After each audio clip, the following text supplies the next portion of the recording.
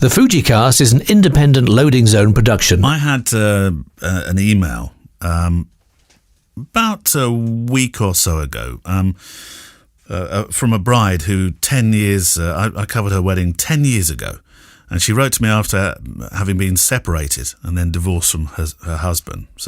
But he'd lost the USB. But she still wanted the pictures, and she said, it was still the happiest day of my life.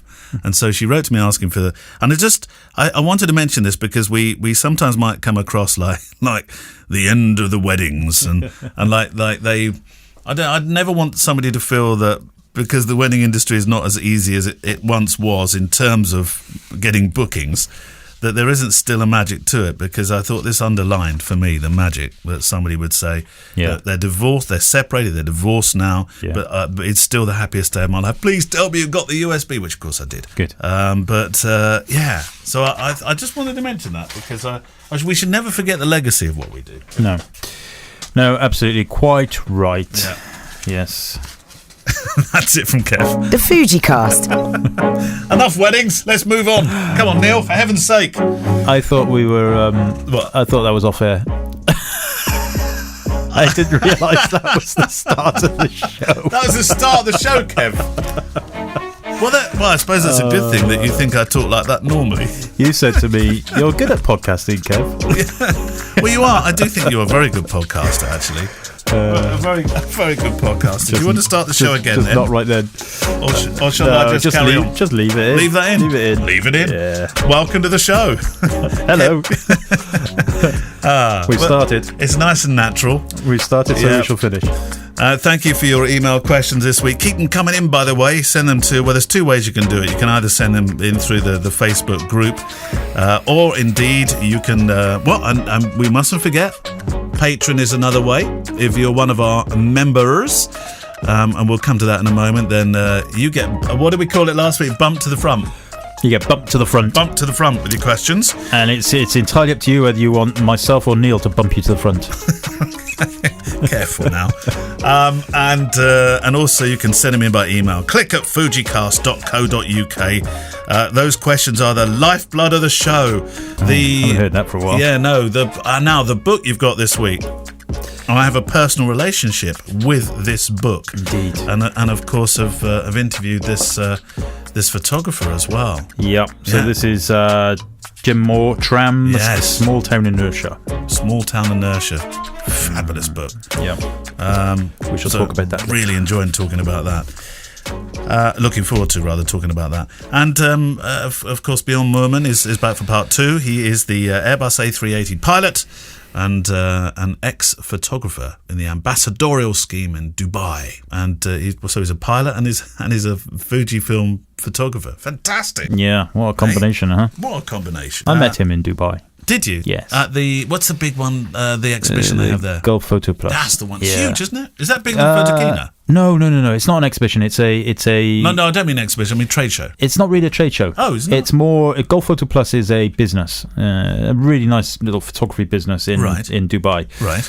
And they have a weekend. Actually, it's a week long of training courses, workshops. I completely got the wrong idea of what this thing is. There is a mini. Fujifilm will be there. I've never been to it. So, whoever's sponsoring it. So yes, it's great. They didn't do it this year, obviously, sadly. No. But I've been a few times. Wonderful. Have you? Wonderful. If you are in Dubai, look up Gulf Photo Plus. Did you? That's the one you went first class to, isn't it? No, that is the one where I came back from business class, but not for that event. Oh, I'd been before. All right. Yeah, and I came back business class. But you came fortuitous upgrade. You came in the compartments where you get the closey doory thing.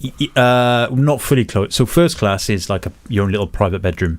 So you can't. That's the one that shut the door fully. The lights of Casey Neistat flying. Correct. Right. But business class on this particular flight, which was in a Emirates. Was it the A380? A380 upstairs. Right.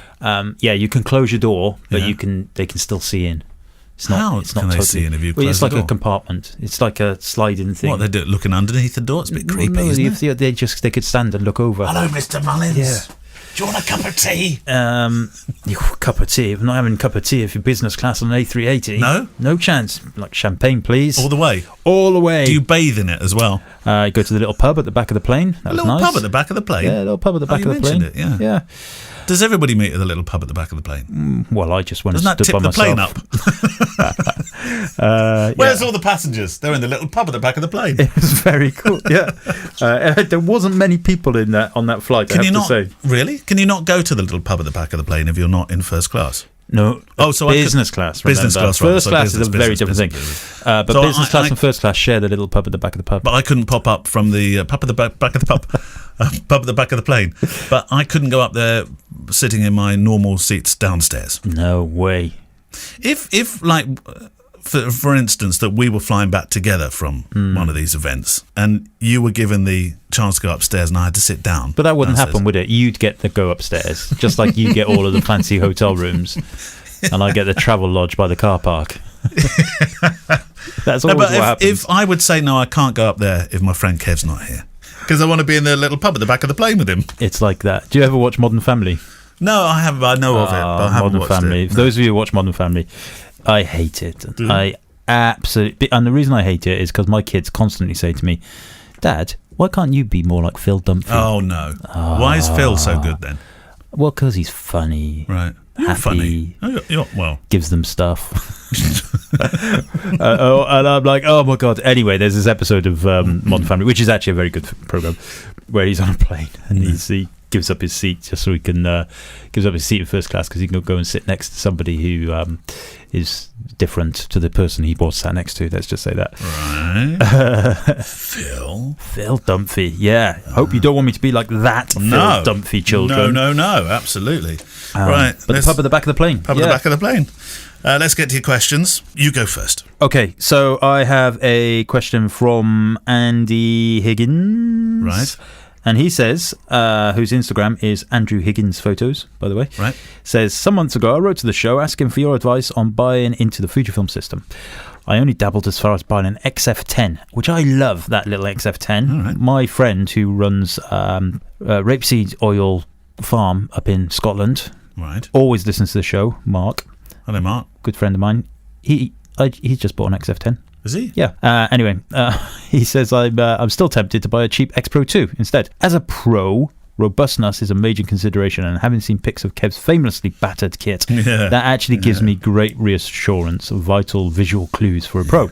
So the question is, are all Fujifilm X lenses metal bodied? They seem to be from a couple I've looked at. Other manufacturers have plastic barrel lenses.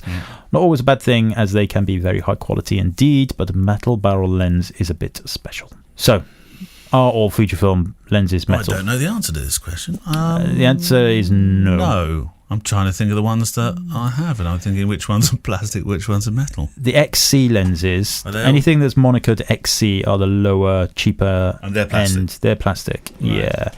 Let me just look for your 35mm. Yeah, see if that one's plastic or metal. Yeah, the XF lenses typically are metal barreled. Anybody seen Kev's lens? The XF2 lens. Have you got an XF? Have you got a F2 lens in there somewhere? I've got no. This is the That's the 18. That's the 18. Yeah, so Yeah. that's plastic. Yeah, some of them are, some of them aren't. So what you need to realise is that the composition of these lenses. So the F2 lenses. That's why I wanted you to pull out an F2 lens if you had one. What's this one? I No, think that's not that's the 60mm. That's mine. That's definitely mine. That's Yeah, got my scratches all over This it. is your one, but you lent it to me Oh, on a you can have it forever loan. okay. You can have it back if you like, but I'm still using it. No, I don't need it. But you can have it if you like. It's fine. But I'll put it next to your 35mm. So all you need to remember with the Fujifilm system really is that the weather sealing is not in all of the lenses. That's it. That's important if you're shooting outdoors and stuff. XC lenses are your cheaper lenses, if you like. However, they're still very good. I have a couple of them. They're often the ones that come with the plastic end caps rather than the nice branded Fujifilm ones. And the XF lenses are always going to be fine. I mean, I've still got the original. I thought I still had the original 35mm one. I do not have your 35mm. And I still have. Oh, hang on. I did have the original 60mm f2.8 I lens. do have that one.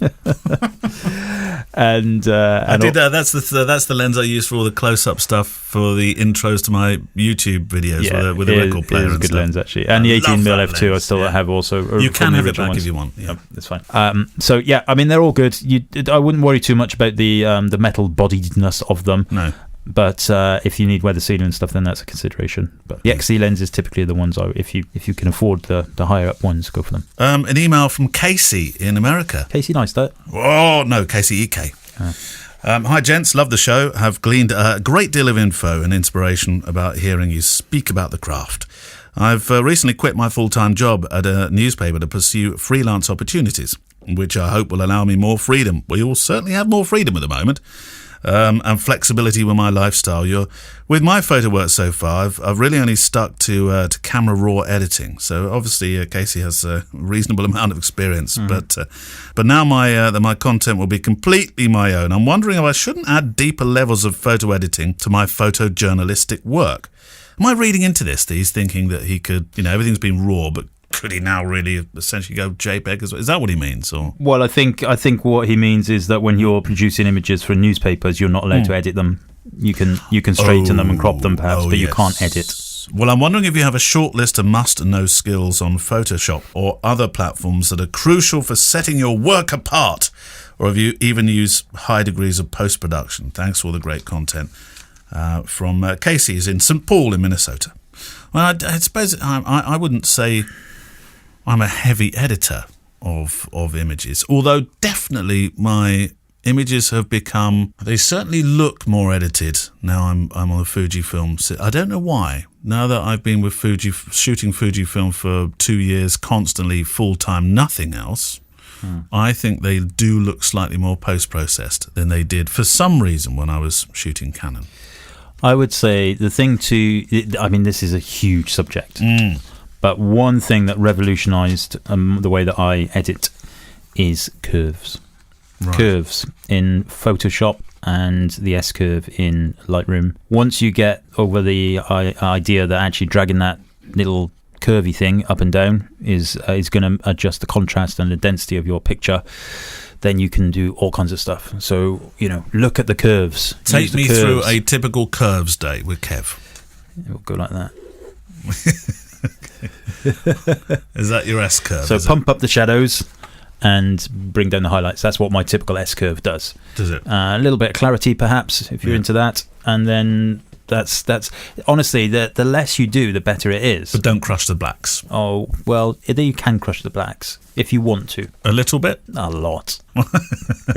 Crush the blacks and pump up the No, I'm talking highlights. about, when you get the sort of faded look. Yeah. Oh, yeah. I mean, honestly, it does depend on what you want the look to look like, At doesn't the it? bottom of the S-curve where you put a little pin in and just whip up on the lower left-hand side. Correct. Quickly. If you want it faded, you just drag the left-hand side of the S-curve Yeah. as far up as you want. Well, But you some have to be a people little bit careful because then it just goes into this weird effect. It does, but some people like it, don't they? Do they? What, the weird effect? Some people. But honestly, curves. If you're new to editing and you're wondering what can give your images a pop without them looking too ridiculous, curves. Yeah. Curves. I think in Photoshop it's Control M on the keyboard. Is it? Right, okay. I think so. Right. Command M on if you're on a Mac, and of course on Lightroom it's on the right hand side. And actually almost my Huawei phone has got. I look at the pictures and I can adjust the S curve in the photos. Is there a different just built- editing tool then? It's just built I thought into you the used. phone. I thought you used Lightroom. I do, but you can. I'm saying is it's a very common editing technique, okay. but often it's ignored. So there you go. S curves. Try not to overdo it. Boom. Boom. S curves your friend. Kev. This one is from Peter Moxham, and he says, "Hi Kev, hi Neil." Moxham. Moxham. I used to have a teacher called Moxham, Mr. Moxham. This is it. No, I don't think so. He was 81 when he was teaching me maths then. So Peter Moxham says, I remember when Neil and his dad, Tony Blackburn, used to come to the school. Can we just get away from this Tony Blackburn is my dad thing? He's not.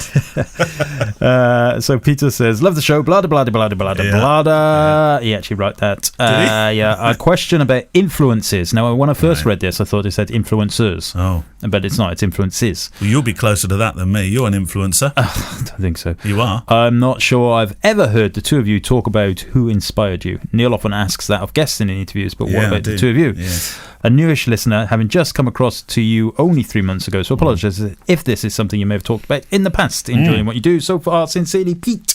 We have talked about this in the past, but that doesn't mean we shouldn't talk about it. My influences change constantly. I think in the early days, it wasn't so much famous photographers that influenced me. So I know that is very much the case for a lot of other photographers, but it would be people, it would be peers even, people that I'd met locally. Giles, my good friend Giles, I only got two in the world, Giles and Kev. He was most certainly an influence. His photography, the stuff that he'd done, the stories he told, and he was a mentor as much as anything. But then it sort of shapes, doesn't it? As you go along, you start to look at other photographers' work, and then I know it might seem like a name that's trotted out far too often by both of us, but certainly Don McCullin, Salgado, that sort of terrific work down in the mines in particular. Influences is. I mean, originally from a wedding point of view, as we talked about many times, Jeff Ascough. Yeah, definitely. A huge influence. And kind of now, like you, it changes. I mean, I every time I bring these books into the show... You find a new influence. I find new influences, yeah. It's interesting. I think you said to me a couple of weeks ago, are you only going to bring in black and white books or something? Or somebody said it to me. But I think I was bringing books in. I'd do the same. Yeah, well, that's almost all I've got. Yeah. I mean, I do have some colour ones, but it's mostly black and white, and I think that's subconsciously the influence. What I see in the books is what influences my love of black and white photography, good black and white photography at least. Bert Hardy's just come to mind as well. Look up Bert Hardy, B-E-R-T, Bert Hardy, who's a superb... Well, I think we've done a book by Bert, haven't we? Eugene W. Smith. Yeah, Eugene W. Smith. I love that film, The Jazz Loft. Yeah. Oh, my word. Yes, you sent that film for me to look at. It's amazing. Is it incredible? I think we watched it together one night. You were in Malmesbury. Yeah. I was in here near Newbury, and we were watching it at the same time. Kev, I love this film. Bottle of wine. Yeah. Oh, the good old days of lockdown. Do you remember those? Oh. Yeah. When we didn't have to worry about making money because nobody was making money. No, exactly. Anyway, we'll be back there again soon, so it doesn't matter. We can go through Kev, it all over again. Stop. So influences, I think, it really is lots of different places. I typically... Art as well. Art can be a great influence. I was going to say films and stuff these days, because, funny enough, I never really watched films or TV shows, but because of the lockdown, I did end up watching a few more. Did you? There's a lovely film, really beautiful, well-shot film called Llewyn Davis. Being Llewyn Davis, it's called. Right. About a singer. And it's made by the Coen brothers. Right. Oh, wow. But it's not a typical Coen brothers film. Right. But it's so well shot, and actually the cinematography in it is what I was really interested in, like the light and the shadow and the shades and the subdued nature of some of the scenes. And that, I think, influences me now as well, which sounds... If somebody had said to me, right, when I was 25... Yeah. I get influenced by movies. Lovey. What are you talking about? Music influences me to write my books. Yeah. I'd be like... Well, I can't write. When I'm writing stuff, I have to have music on in the background of a particular nature. I can't have singing. Not music. Singing. It has to be totally, vocal free. But in terms of art, I spoke to somebody for the Photography Daily podcast. Have you ever heard of Toby Old? So he's a... Don't think so. Okay, he's a photographer. Well, before Leonard Neumann introduced me to the name, I must admit I hadn't either. And then when I sort of dug into his archive, and we'll put the link to his website. In fact, he doesn't have his own website, actually. No, he's just featured by lots of archives. That's the kind of photographer he is. You get that idea when somebody doesn't have their own website, but they're featured by archives. So he was... he's kind of done lots of different series. So, and get this, his first landlord was Andy Warhol. who introduced him to a particular a number of discos, clubs. Well, it was the disco age in the 70s. Yeah. So he was in New York covering for one series, disco. And so that was his first series that sort of he got picked up on. And then he went from there to another series which was made at the FDR Psychiatric Hospital in New York. But the pictures are amazing. Yeah, I bet. Then he did one called just simply called Boxing, where he was working with we were doing a lot of photography behind the scenes in gyms, all wonderful black and white stuff. Probably should get a book of his, actually. Yeah. And I spied. I said, "That's Mike Tyson, isn't it?" He said, "Yeah, that was Mike Tyson. I was working with him before he was famous." So yeah, Toby Old is his name. Toby And Old. so when you're Writing talking that about down. sort of continual influences, the moment I started looking at Toby Old's work to do this interview with him, bang, there was another influence. And when you look at this series called Disco, which you'll love, by the way, the Disco series is fantastic. The stuff that he saw in New York at a time. Oh, I bet. Nobody Yeah. was doing a disco series in New York at that time. No. And then Boxing and the psychiatric one. And And that was, of course, when what was that TV show? Keep Fit? No, Fame. Fame, yes. Keep fit. I don't know why I said Keep Fit. I just kept thinking of the leggings and the dancing. Fame, I want to live forever. That's it. Keep Fit. Yeah. High fidelity. High fidelity. Yeah. But that was all disco-y type stuff. It was, that very much. Huge in the 70s and 80s. Yeah, but that was the age, wasn't it? 80s, Yeah. Yeah. So I think to answer to your question, I think influences are they're a variables, they're a moving target, if you like. Yes. Yeah, and quite right. They should be also, I think. Yeah. Right, one from Mark Simmons in Marshall in Wisconsin. Hello, chaps. Finally found enough time to finish listening to today's show, number 144. I found the discussion about photographing funerals interesting. That I've been doing them since the mid-70s. My word. Wow. So undoubtedly you're going to have a lot of very powerful, I would imagine, on the back of the last conversation, black and whites. I would have thought. Yeah, from then. I've always had a camera by my side at social gatherings and found that while it felt strange to be photographing others in their time of grief, many times relatives were equally quite pleased that I did so. I've never been paid to photograph a funeral since I was attending to pay my respect to the individual who I'd known. In many cases, when I was spotted with a camera, somebody would come over and ask if I would share the images for those who couldn't attend. I pointed out to people that next to weddings, funerals are the next big event that many relatives attend. They are. I always suggest to the relatives that while it's sad, it's a good time to get a family photo, as they may not know when they will all be together again. It can be challenging, but I tell myself that others who can't be there will be glad to see the images. I thought I'd send that in, just my 2 cents worth. Enjoy the podcast. I'm looking forward to one day seeing you two in person. We didn't plan on going to Wisconsin, but perhaps we should. I love cold weather, and Wisconsin sounds like it's going to be You cold do like the in cold, the winter. don't you? What is it about the cold you like? Love it. Love snow and cold. See, I no, also I like love hot and sunny. Yeah, I like... see, there we go. I'm not an in-betweeny person. No, April I don't like April the and, dank weather that we get in the UK. You know, that kind of like, it's just cold. Yeah, Wisconsin. Okay, right, we'll go to Wisconsin next. That'll be on our list. That's the one. So, sorry, it wasn't a question, it was more of a point. But thank you for that, because you're right. I think funerals... We talked about photographing funerals, and I've photographed one in particular that we talked about. Anyway, your question. So this email is from Chico. Chico says, hello Neil and Kevin, long time listener here, but first time to ask a question. But before that, just want to say the Fujicast website is absolutely a great resource. It is. Learning so much. Blah blah blah. We have videos on there. We have discounts. We have pictures of me and Neil looking there's not many of with those. a cup of coffee. Yeah, that's it. We took that last summer. We've never taken another one since. I know. Should have taken one in Switzerland, shouldn't we? Or maybe not later on that night. We did. Did we? Yeah. Oh. Yeah. It never come out? It did come out. Oh. It's just, I think the one with the coffee cup was better. Was that the one that was taken about 1:30 in the morning? No, it was when we were leaving the hotel on the final day. So we got the snowy mountains behind us. We were looking very fresh-faced. It's completely overexposed. Yeah, it was rubbish. Yeah. Rubbish. Two photographers that couldn't work out exposure. Yeah. And also it took us 20 minutes to get both of our faces in the frame without a thumb or a finger or something. Yeah. Here are my questions. Questions, plural, okay? Number one, we'll start with number one. I'm starting a wedding photography business. I live outside of a big city and I would want to market myself in that big city. But since I don't have a physical location studio office in the big city, what do I put in my website's location to help with SEO marketing in the area that I want?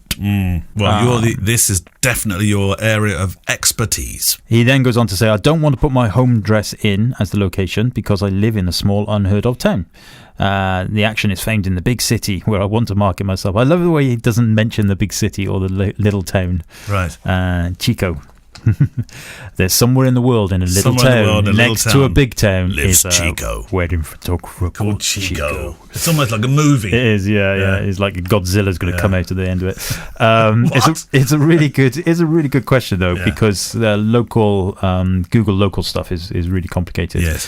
What you can do now though in Google local, and you could do this on your My Business page, or you can do it in some plugins, and you can do it in Squarespace, just in the location stuff, is you can tell Google your area, so you can actually type in United Kingdom if you so wish, and on Google Maps it would, when it shows you your location, it would put a little circle around the whole of the United Kingdom. But that's never going to help you, is it? Because it wants to identify you for a more for a locality, doesn't it? Well, it prefers you to have one. It will help you in this kind of situation because he doesn't want to be associated with the little town. Right. He wants to be associated with the big town. The big town, yeah. So you still need to give Google your address, but you can say covering, big town.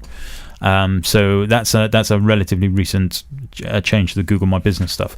So you can say I'm in Malmesbury, which is a little town outside of a big town called Bristol, and I'm covering Swindon, Bristol, Bath, Gloucester, all that kind of stuff. Would there be any advantage to you changing it to say Bath or Bristol? No, because you need to give it your address. You still need to give it your address. So he has Google. to give it his address. Well, Google, you need to tell it where you are located. But he doesn't want to do that. No, what he doesn't want to do that because he doesn't want Google to market him there. So what you say to Google is, this is where I physically am, so Google knows you're a real person. This has come in for basically like pizza companies and stuff like that who on Google Local, they don't want to just deliver to one street. They want to say we cover the whole of Malmesbury, Newbury, whatever. So because there was a time when Google wanted you to be Uber, and I use Uber with a small U, Uber local. Yeah, exactly. So they've adjusted it slightly to accommodate that kind of thing. So in Google Local Business now, you can actually say, these are the areas I cover. Right. Specifically, it's kind of for delivery companies and that kind of thing, but it works. Have you changed yours? I did change mine to cover kind of the south of England, basically. Yeah. Right, okay. Yeah. I haven't had any inquiries since then. But you're very big in Northamptonshire. Correct, yeah, look at me. And second part of Chico's question, Chico, remember, lives in a little town outside of a big town. Yeah. Says, sorry, Chico, we're coming soon to a big town near you. Well, they say in the movie in a world where Chico lives. You can get away with that with your nice voice. Since my friend does that. He does a lot of voiceovers he is a kind of in a world. That's his job, and he earns very well. Oh dear. Number two. Second part of the question. Yes. Since I'm new and just starting out, I would like to know what are the stages or phases or parts of a typical wedding in chronological order. For example, first part, is that the bride's location for prep? And then what would be the second part, third part, and so on? Basically, walk me through a typical wedding day coverage, please. Well, follow it in sequential order, I would say. So yes, you start with prep and then it moves on to the ceremony. I mean, how you cover prep, I cover about 90 minutes of prep now. Yeah. So if we're going to go through a day, 90 minutes of prep seems to be appropriate for most of the clients that I work with.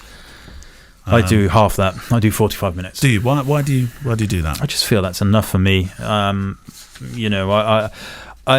often feel, when we start hitting an hour, I feel like I'm the elephant in the room. The girls want to do girly things and crack the jokes and get changed and all that. I feel like I'm You're in the way. I'm this. Well, no, I'm fat hairy bloke in the corner. I step out at all those moments clearly. So. Yeah, no, I agree. I do too. But I know there are some photographers that feel very comfortable to be in there, and I feel that. No, I always wouldn't be move. appropriate for me. I always say to them, look, if you do need to, Just send me out. just kick me out. Yeah. I remember doing that once and being stood outside, and they did Forgot to get you back in. They didn't get me back in, of course. Like nothing. But no, 45 minutes is my. But yeah, of course, your mileage may vary. What if now? Here's an interesting question for those that are starting out.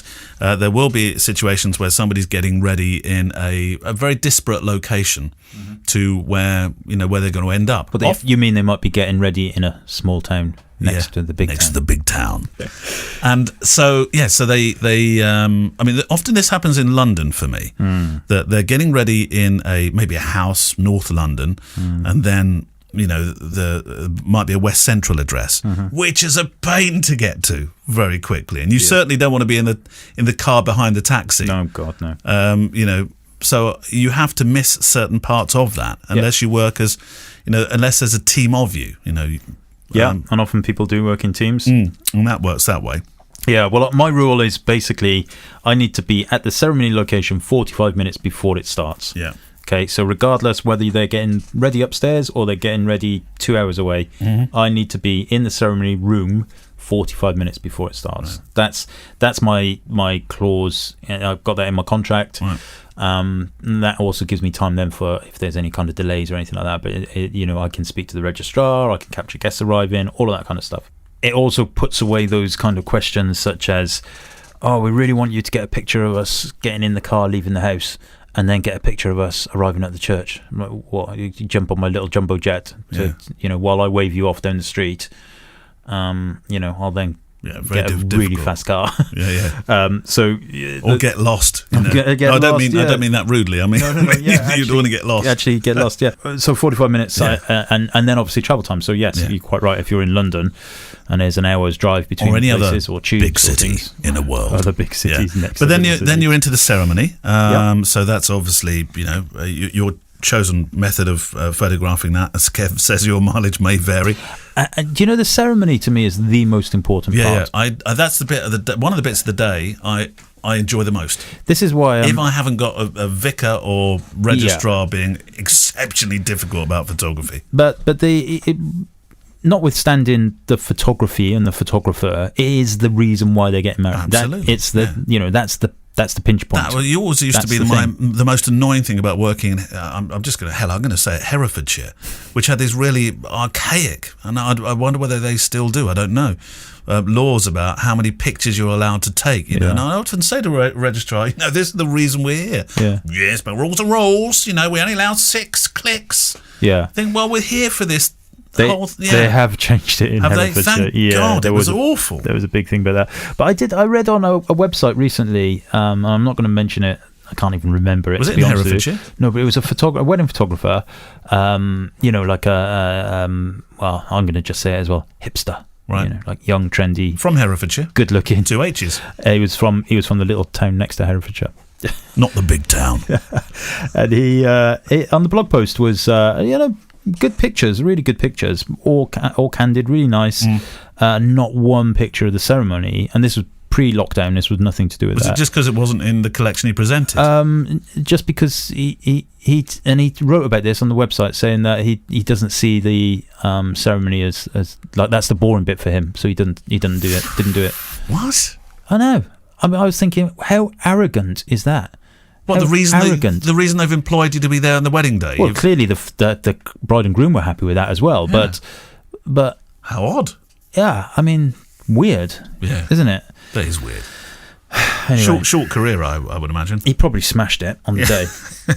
With avocado.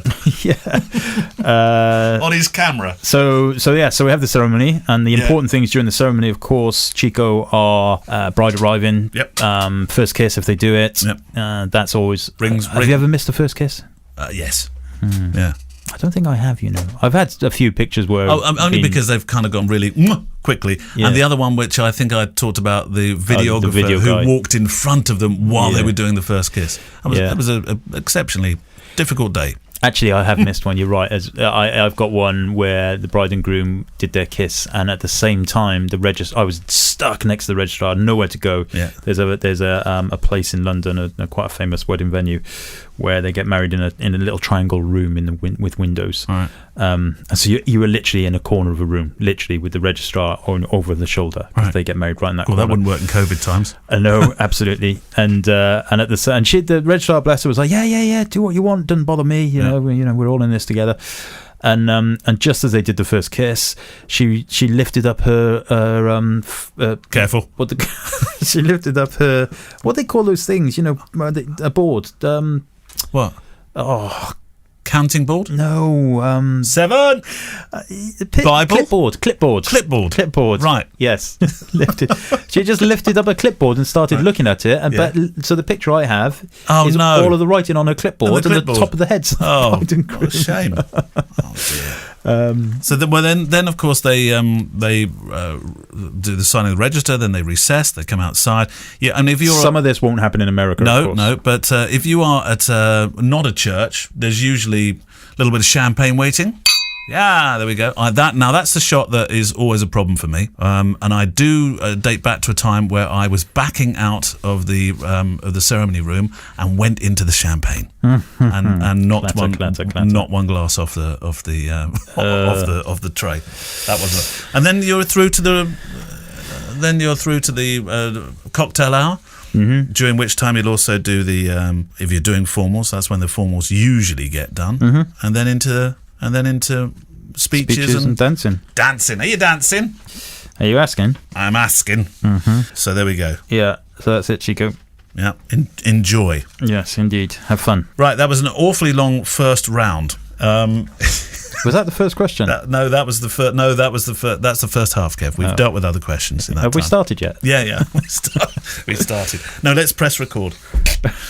So the second half might be a little bit shorter, but the sandwich in between, of course, is another chance to hear from the pilot who's also in the ambassadorial scheme, a Fujifilm ex-photographer, Bjorn Merman. And this week you're going to hear a bit more about the hows and the whys of making pictures in the aircraft he frequents as a captain in charge of these huge Airbus A380s. And his smaller cub too. We're also going to learn something about the books that inspire him, one of which I pore over with irregularity. But let's start with kit. Bjorn is an ambassador, so I'm sure some folk would like to know what a globe-trotting airline pilot travels with. For street, it's kind of it. Obviously, it varies quite a bit. But if you kind of my 3 or 4 kind of categories, aerial photography is an XT3 with a zoom lens, because it's quite hard and not really clever to change lenses, especially in an open cockpit airplane. Which zoom would that be? It's either the 1680 or the 18-125, so quite a broad kind of zoom. Yeah. Then for airshow photography, kind of documenting air shows for especially magazine articles and stuff, it's normally the 100-400 and the 50-140. And then the street photography is my new little baby, the X100V. Yes. I mean, I just love this camera to death. And that's basically it. And same for travel. Sometimes the XT3 on the longer travel trips, the XT3 comes with me as well. But sometimes it's just the X100 series. You see the most incredible images out of the windows of aircraft coming up back to the aviation shots you've made. You've made many of these images whilst flying. Any tips on how to avoid the odd, that weird glare or reflection you get? I saw somebody on an airliner recently had this huge kind of suction cup that the lens went into the suction cup and he stuck it onto the window, and I thought, it looks odd, but I bet it's doing a good job.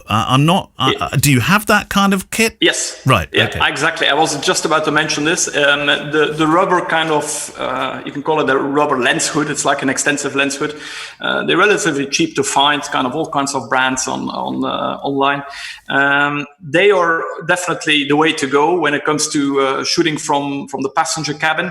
A few tips or otherwise as well. Try to shoot when an aircraft is actually banking to the right and you're sitting on the right-hand side of the aircraft. Obviously, that's the best moment to take an image, because you really want to be 90 degrees to the glass of the window. Otherwise, there's a lot of layers you're shooting through. That will help. Generally speaking, flying an airline that has relatively new aircraft, funny enough, is better as well, because the windows are much cleaner, and because these passenger windows are basically never changed. And especially the outside layer, which is actually plastic on the side of the cabin, is often scratched by passengers. So that will help shooting at a relatively large aperture. So you don't see any of the stuff on the windows, obviously always helps as well. And then picking, obviously, the good seat. When you're taking off from New York, for example, and you fly to Europe, it might be kind of interesting to know what side the city of New York will be on after takeoff. Do you want to be seated on the left or the right?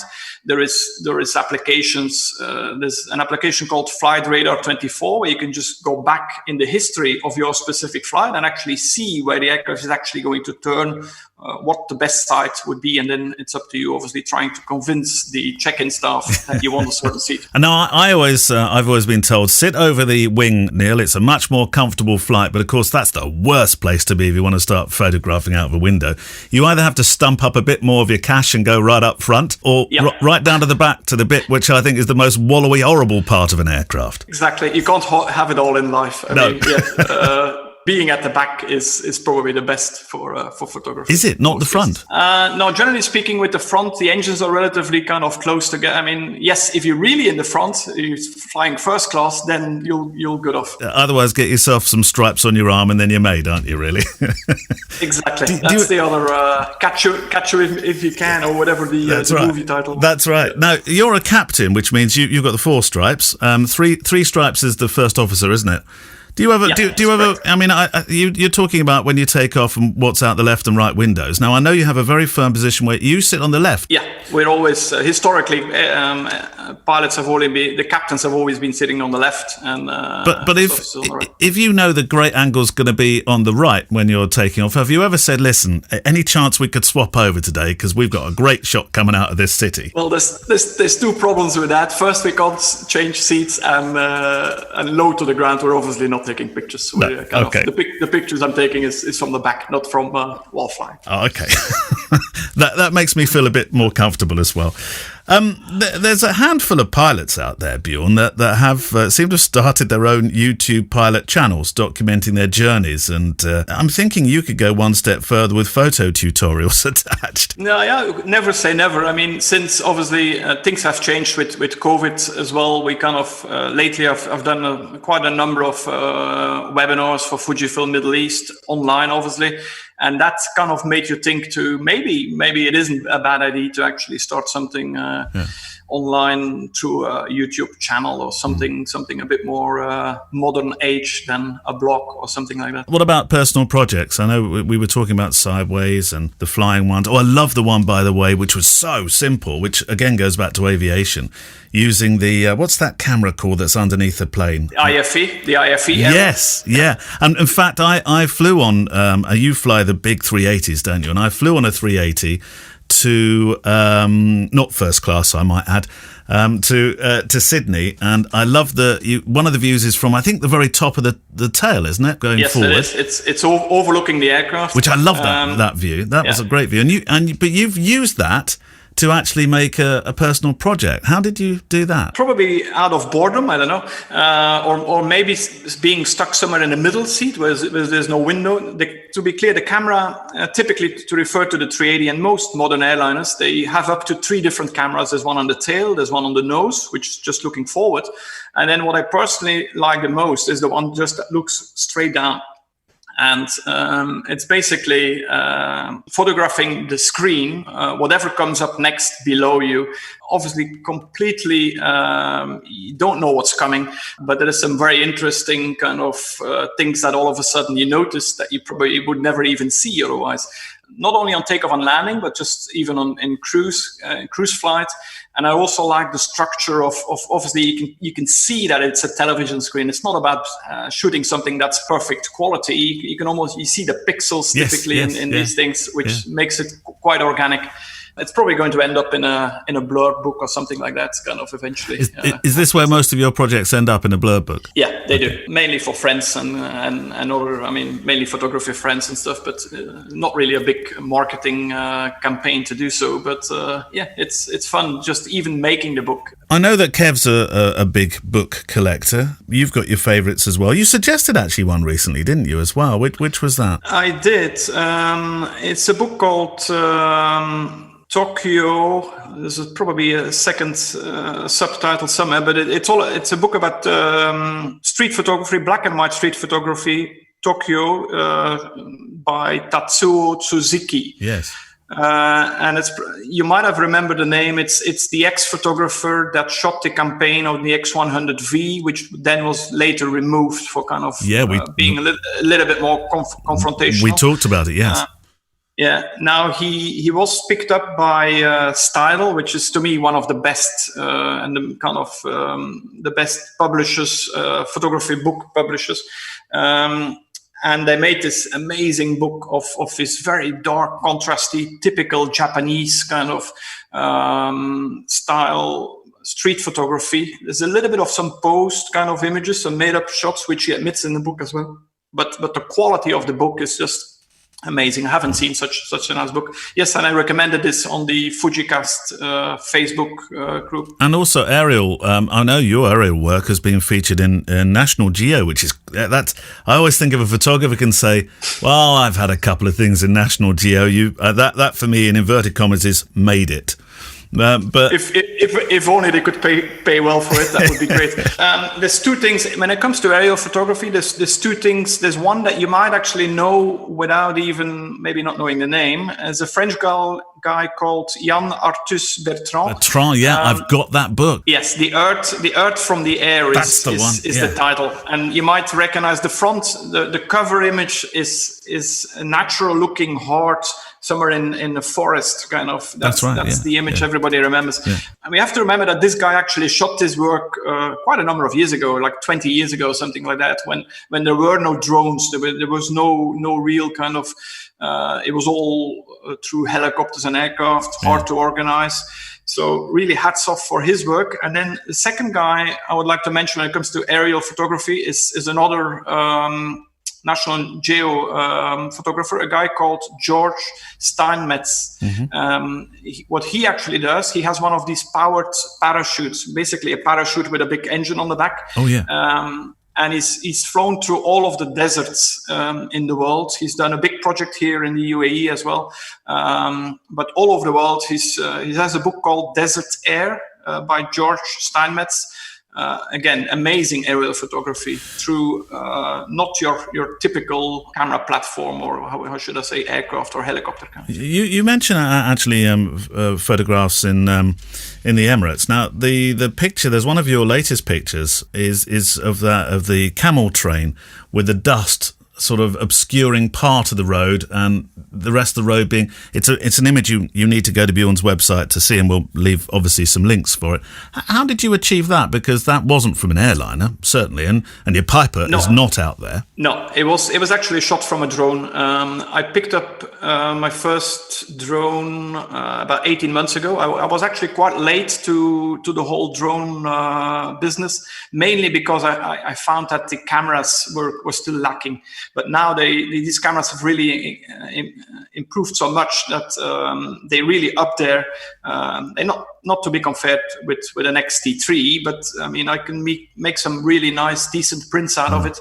And it was a drone shot. It's made at a business park, which was actually all laid up with roads outside on the side of the desert. The project never really materialized, but the roads were all there. So basically the desert has now taken over the whole site, and there's camels just wandering around. When I picked up my first drone, I kind of had envisioned this camel shadow kind of shots. I've done quite a few since, but it was one of the main ideas to actually pick up a drone locally here. What drone are you using? Presently, I'm just using a Mavic 2 Pro, which is, call it a consumer, kind of a prosumer kind of type of drone. I think it has a 1-inch sensor, which is a little bit, is obviously smaller than a cropped sensor, but it's a good size of, when the light is fine, then the image quality is very good. And are you able to sell that? I know you say you don't sell architectural stuff anymore, but are you able to sell some of your aerial work like that? Yeah. that's probably the biggest. When there is still some money coming in, it's mainly through these travel and aerial photos from all over the world to be used in magazines, like call it stock kind of images, but more specifically people looking for very specific things. And then I've actually just recently published another Blur book, which is available for sale for the general public, called Focus on the World Below. It's a very interesting concept, is the fact that it's actually a magazine. It's a thick magazine rather than a real book, which gives it a very special feel with quite large pages. I'm really, really happy with how that came out. Through Blurb, yes, the magazine.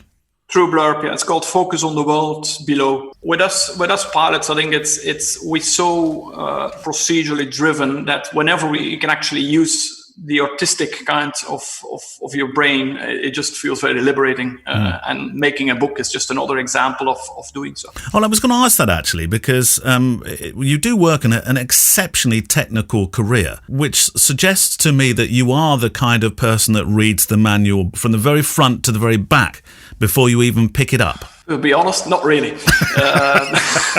That I was not expecting. Yeah, no, I mean, obviously, yes, I like actually the technical side of photography for sure. I mean, if you review cameras in a way, you kind of have to be familiar with the new functionalities and stuff like that. So it's definitely something that interests me. Yeah. But then almost important for me is just the artistic, how I actually feel by picking up an X100, for example. It's a great looking camera. It's ergonomically, it's perfect. So all these things actually for me are more important than just the technical things inside. What's next then? Any new plans for some personal projects? Personal projects, not really. As I said, these things normally kind of grow organically. When they happen, they happen. Some of them are still open. There's a few that I can't talk about, unfortunately, which eventually will probably see the light of day.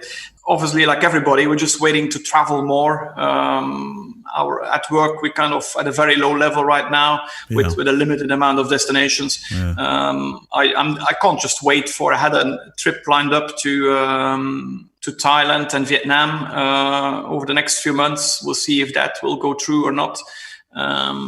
More travel and more of the same, I guess, and hopefully forgetting what 2020 was all about. Yeah, there we were on New Year's Eve, all celebrating and saying, "New decade!" I don't think we didn't have an idea of what was about to happen. How is the industry? I mean, I know you said it's difficult. It's, there's less flying going on, clearly. Amongst your peers, your colleagues, those in the industry, how is the feeling? Well, worldwide there is, like all industries, I think, the travel industry, especially the airline business, has probably been one of the worst hit, probably together with things like wedding photographers and stuff like that. Yeah. There's physically thousands and thousands of redundancies worldwide. So there's a lot of friends I'll know over the world that lost their jobs. So it's hard to actually kind of to move on from here, but I'm sure things will come back as before. I mean, we're just human beings. We like to travel. I don't believe in the fact that everything will just go online and that people won't travel anymore and that all meetings will be through Zoom and these other online platforms. It's just a matter of time before things will pick up again, and that's it. I want to come back to some. Let's go for some lighter angle questions just to close with. I want to come back to something you said right at the start, actually, which I've just remembered. What's more fun, the proper flying with that Piper Cub wallowing in the air, very twitchy, every little gust catching it, or that Airbus A380 that just sits in the sky and refuses to move? Well, it's definitely the first. I mean, yes, the small flying is definitely where my love is the most. I do love my job, but it's a job that brings me from A to B, where I then shoot images. It's a travel machine. Obviously, it's great.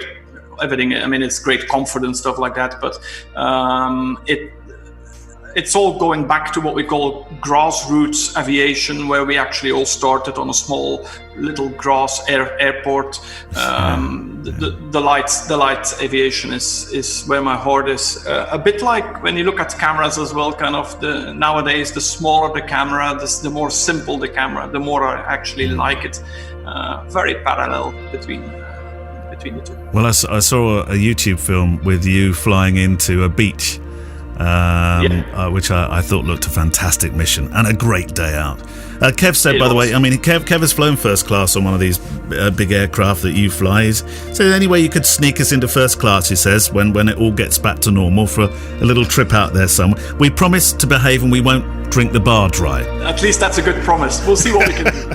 But it will be hard. Well, Kev, I'm not quite sure I've managed to blag any first or business class seats in the near to exceptionally distant future, but my thanks to Bjorn Merman for his time in joining us on the FujiCast. And of course we'll put links to his site and the work that he's been working on, and also he mentioned some books, so you will get those links as well. Go to the website, which is allthewsfujicast.co.uk, and do make sure you go to today's show page for those links. Right, back to the questions. Oh, this is not so much a question, but a comment from Lars Heggard, who actually, I like Lars. Not only is Lars a supporter of this here show, he also supports the Photography Daily Show as well. So, we love you, Lars. We love you, Lars. We love you, Lars. We do. He wrote to say, Patreon, finally, chaps. That wasn't so hard, was it? Judging by your nervous chatter, it was. But it's okay. Well done, Kev. You nailed it, he says. Give us your money. I'm in. So, yes, a quick mention for Patreon. You can now enter the Patreon scheme via the website, fujicast.co.uk. And you don't have to, there's not a sort of set amount.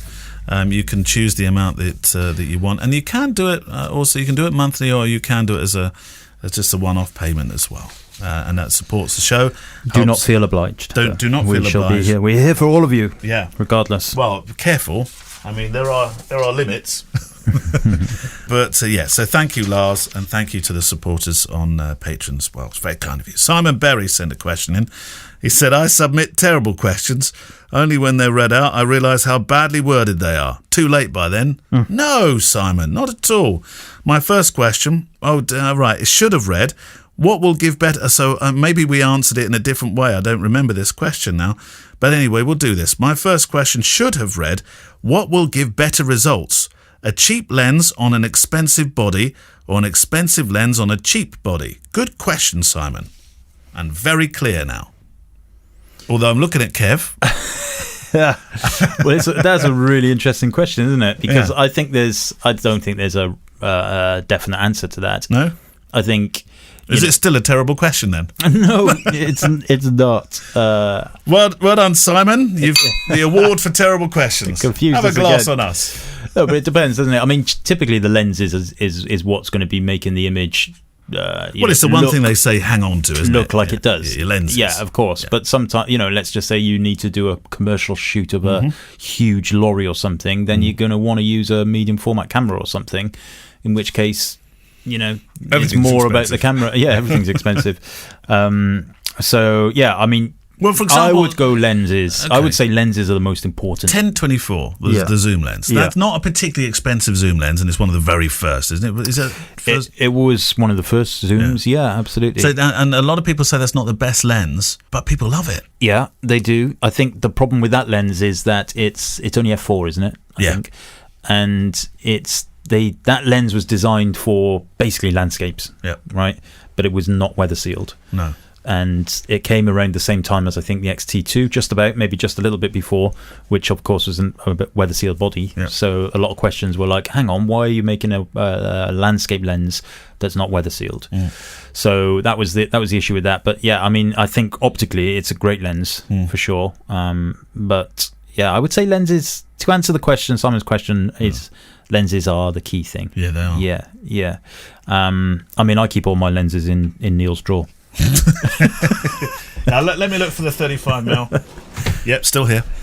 It's in the vault. Oh, have you seen the, what's it called, The Heist or whatever? No, Money Heist on Netflix. Really good. Took me a while to get used to it. Everything's in the vault in that one. I'm just thinking about your 35mm. I would have it. I would is have that it a in the game vault. show? Is it? No. It's a drama. It's a crime. You'd love it actually. It's a crime drama on Netflix. People die. Well, yeah. I won't like it. No. Okay. Make me sad. But it's a very good one. It's actually, I think it's a Spanish one. It takes a little while to get used to the fact that that it's been dubbed into English, because we're not used to that. Actually. It's dubbed, is it? Sort of Yeah. rather spoiled that everything seems to be in absolutely. English. It's dubbed the other way around. But Yeah. this is really good. Very strong piece of television. Yeah. Yeah, very good. No, I might take a look at it. I like Spanish stuff. Yeah. Practice my Spanish. Go on then. What's the extent of your Spanish? Quisiera dos cervezas, por favor. God. Okay, so Books. we have. I think we can call him friend of the show. He's been on, hasn't he? Jim Mortram. Jim yeah. Mortram. Small Town Inertia. Small Town Inertia. So this Jim, for those of you who don't know him, and you should know him, is a full-time carer of his mum. Where does he live? In He lives in Suffolk Dereham. somewhere. He lives in Dereham. Is that in Suffolk? No, Norfolk, Kev. Norfolk. And he, like I say, his job, if you like, is looking after his mum. But he's done this kind of Full-time carer, yeah. life body of work Yeah. called Small Town Inertia, which is about the people in Dereham, the town he lives in. And he only photographs something. What is it? 2.5 miles radius of Dereham. That's right. Yeah. Yeah, there's a limit on it. Yes, right. So all of the pictures are from within a 2.5 mile radius of his house, I think. So like that kind of spread out. And there's obviously a lot of people with problems there in terms of social housing and disabilities and everything like that. So he's taken it upon himself to document these people, and he's made a beautiful body of work. Well, he's become a carer and friend for them as well, hasn't he? That's very the much. thing. So And that shows in his work. one of the things we will put on the show notes for today's episode is the film that Neil made of Jim. Yeah. Because it's amazing. So you'll get a really good idea of the kind of work he's doing. And it featured one of his photographic. I don't want to call them subjects because I think they're more friends actually to Yeah. him. A chap called Simon, who features very much in Jim's work. And I remember doing the interview. And actually, when I rocked up to do the interview, it wasn't at Jim's home. It was at Simon's home, and that was so very. It was so very relevant, and it seemed apposite really to the project that Jim had, that he was more interested in other people being featured than himself. Yeah, absolutely. And this book, to a certain extent, reminds me of the Hoxton Press book, the I've lived in London 86 and a half years. Which we talked about recently. Because there's a lot of quotes in here, but it's different people, of course. So I've just randomly turned to page 126, and this is David. Again, all black and white, and it's a really well put together book. So there's no kind of spread break in or anything like that. Beautiful picture of this man called David in his bedroom. Just the light is perfect. Everything's good. Jim is an excellent studier of light. And so David says, the world, well, I knew it was out there, but I didn't feel a part of it. I felt I was no longer a part of the world. You sort of feel like you're a ghost and you're like on the far side of the universe. And perhaps the world no longer exists, or perhaps like I'm gone. I'm dead, and maybe I'm somewhere, some kind of spirit. And I'm stuck in some parallel purgatory. That's how it's felt ever since I've been blind. So it's a very touching book. It's an emotional book. Beautiful book. And probably one of, I would say, Britain's, I wouldn't say upcoming anymore. He was upcoming. No, he's certainly not upcoming now. He's come up. I think he's very respected for his work. Absolutely. It's been featured in Can you ever Times and attach stuff. the word beautiful to when you get social documentary like this that does not show beautiful scenes? But his study of social injustice, touching on welfare, touching on mental health, discussing drug culture, they're at times heartbreaking. They're sublimely reflective photographs that many wouldn't feel, I know I wouldn't necessarily feel comfortable or equipped to make, but he does. So are we using the right word? Beautiful. Yeah, I think it's beautiful. It's beautiful, Yeah. but the scenes and the subject, they're really important social issues. No, absolutely. Gabby and Lynn, look at that. Yeah. What a beautiful picture. So, Small Town Inertia, Jim Mottram, and that is published by Bluecoat Press also. So you'll be able to get that from the Bluecoat website, probably on Amazon also. And you can have my copy for £100. No way. Joke. I would not let that go. I did buy one of his prints quite some time back, actually. Yeah. And it's one of the most important prints I have. Yeah. Definitely. Really good. I remember bodywork. asking him a question why he shot black and white, because I'd never seen any of his colour work, and he was very cheeky, and he answers this within the film. He said, "Do you know why?" He said, "Because the monitor I had wasn't working properly and couldn't see colour, so I did everything from that day on in black and white." Isn't that interesting? Although it suits black and white, I accidentally the other day flipped the switch on one of my monitors to the black and white mode. Yeah. So on the BenQ monitors, this, you've got one. Yeah. You can press the little button and it goes black and white. on your little puck here. Yeah, on the puck. Yep. And I forgot that was a thing. Yeah. And I spent. Oh, you thought it was broken? No, I didn't notice. I spent literally about 2 hours editing. Right. And then I noticed that I was thinking, I'm doing a lot of black and white pictures today. And it was because you were in black and white, you loony. But do you know what? It really interesting this. Yeah. I flipped it back to colour and I felt like the edits I'd made were better. Really? Yeah. You often say this. Yeah. Because I was editing in black and white as well, even though... So not colour correction, but exposure and stuff like that. So, yeah, that was an interesting subject, that. Blue Coat Press, by the way, have an amazing record for working with photographers, don't they? Yeah. And I spoke with Carolyn Mendelsohn, who is a photographer in Bradford, who and it's worth looking Carolyn up actually. During the lockdown, she, like the rest of us, was left thinking, what am I going to do? And she's been a professional photographer for a long time. And she had some exhibitions due to go on in Europe, and so she put together this incredible project where young people were invited to work with her through Zoom on producing their experience of lockdown and it's just incredible work. Well, photos. Yeah, and the other project she had, and this is why I'm talking about the book publisher Blue Coat. Was a project called Being in Between, where she photographed girls between the age of 10 and 12 about that sort of period of your life where everything is beginning to change, which is called being in between, or being in between a child and a teenager and that sort of growing up tweenies time. Yeah, tweenies. But the stories that she's got from these children that related to her about growing up are incredible. And Blue Coat supported her in a Kickstarter for this particular book, where she's got short paragraphs coming from the children as well. And I thought it was you've just reminded me, because Jim's book is a Blue Coat Press book, and this is a Blue Coat Press book. So was the one last week, Paul Trevor's book. Yeah, and just incredible. Incredible. Well, of course, we will link to Caroline's stuff as well as all the other stuff in the show notes to today's podcast on thefuturecast.co.uk. So we were sort of going off on a tangent there. Yeah. Sorry. No, right. Last question of the show, because we had a long first part. This question is from Eric JP from New York. New Jersey. Is that not the JP? Is it? No, this is Eric JP.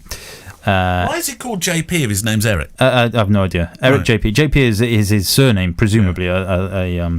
Doesn't want us to know what his surname is. Okay. Right. Presumably. Who knows? I don't know. Anyway, Eric JP. We're not doing very well at shortening this down. Not really. Question 1 is 2 parts. Yeah. I really love the show. Yada, yada, yada. He did that. Good. Yeah. Well done. I am training these people well. Yeah. In other photo podcasts I listen to, they often cover stories about their own or other photographers' issues with copyright infringement and needing lawyers, etc. Do you guys think it's worth putting photos online anymore, especially if one isn't running a photo business, e.g. no need for clients? I've become quite wary of sharing online anymore. If I do, it's decent enough photos, but not my best work. Watermarks are kind of a pain and not necessarily help.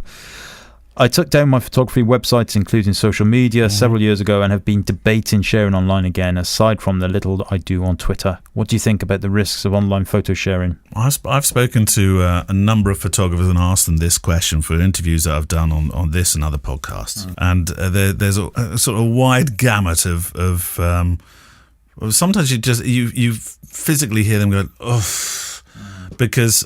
there was one particular photographer I talked to, and she'd said, I've just stopped chasing it.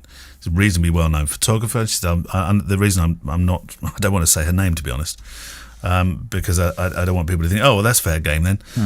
But she said, I've stopped chasing it. It can't be my life's work to chase copyright. And really, it was sapping energy from me and making me really quite angry. And so I decided I could no longer do it. But I'll still post because I want people to see my work. And that's what gets me work. Yeah, I totally get that. I know of a photographer in America, and again, I won't mention names, where he makes his vast majority of his income is made by chasing. Yeah. He's employed his own lawyer. So if you want to be adversarial, then he's become an adversarial chaser. And you might say, well, why not? Because it's his work. Absolutely. How dare people take stuff from it? Yeah. But it depends how you are in life, whether you want to be adversarial or you want to think, just, I don't want to spend my life being angry. I don't really know what adversarial means, I must admit. But. Well, it's where you have this sort of deal of conflict while you're opposing somebody else. But yeah, I mean, it really...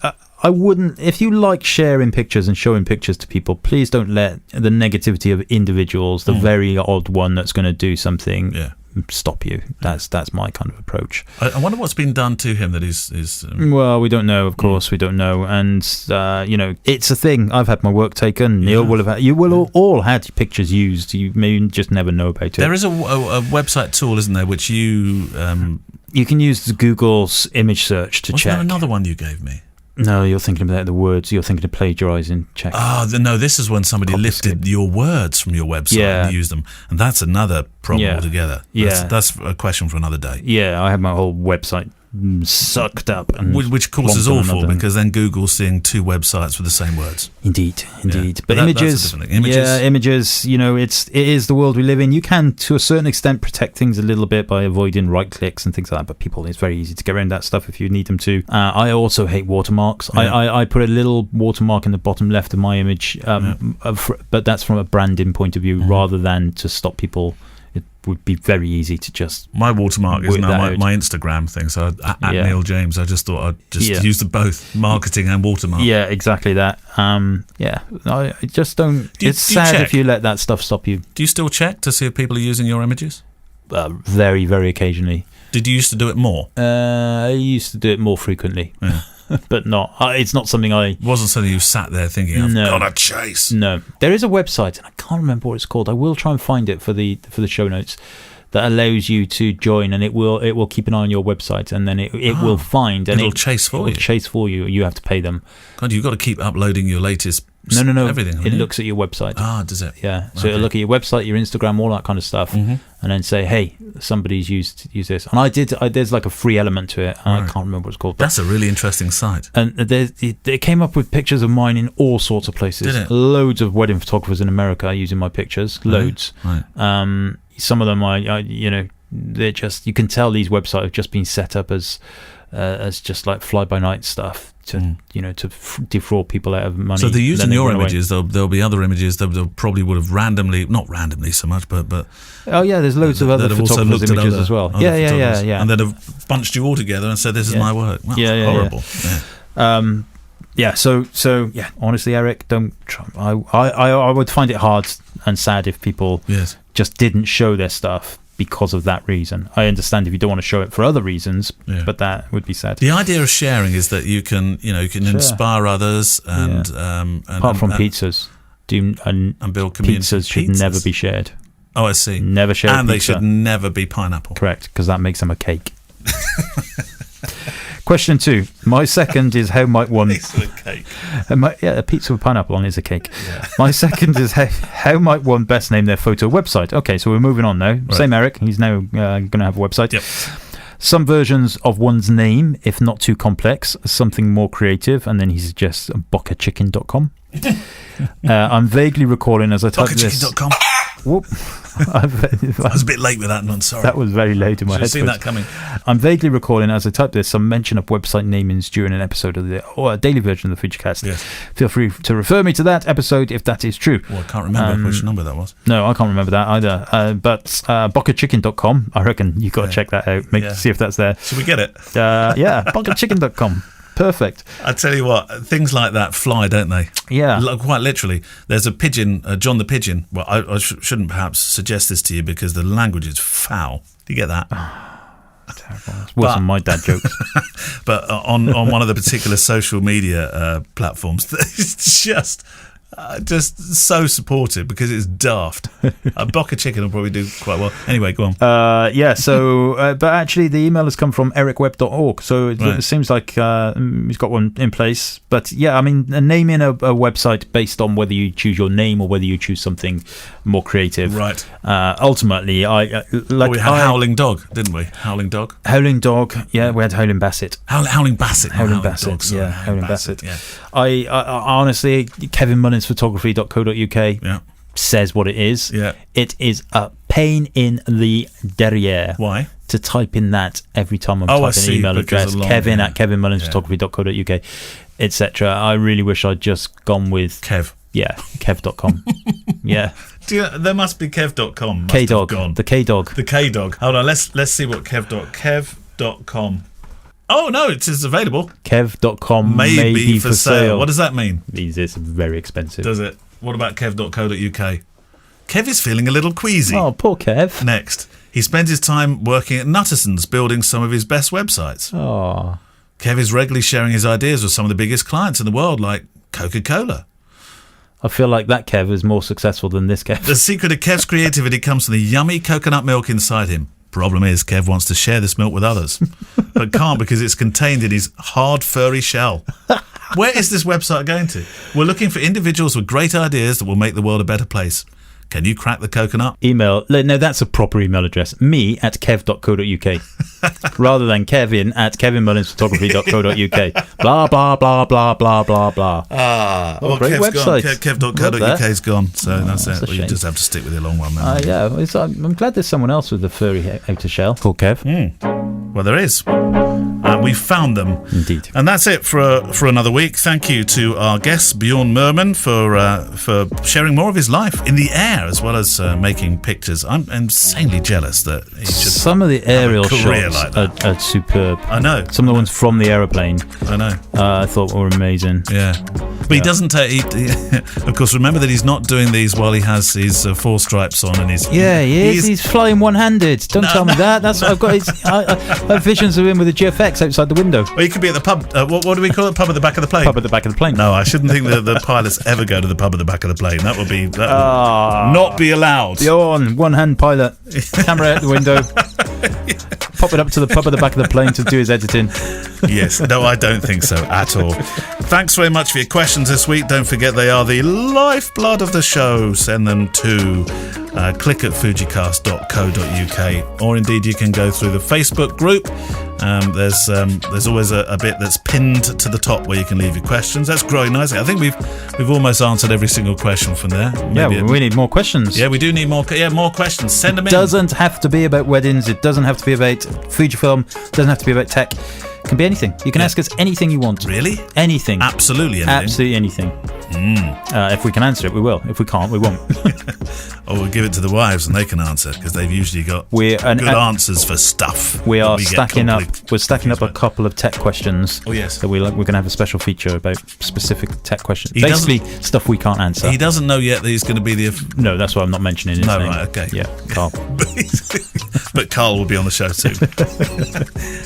So that'll be news. That Carl's his ears have just gone. What? Yeah. What? Hey? Hang on. Are they involving me? Do they know another Carl? I've not signed a contract yet. And of course, if you've joined our Patreon scheme, thank you very much for that. And of course, your questions that you leave there get what do we call it? Bumped to the front. Bump to the front. Bump to the front. Bump to the front. Music on the show was from Blue Wednesday, and we will see you next week. Bye bye. Bye bye. The Fujicast is an independent Loading Zone production. Email the show with your questions and words of wisdom to click@fujicast.co.uk. Email any complaints and political nonsense to our wives, who will deal with your comments in their own good time and in their own good way.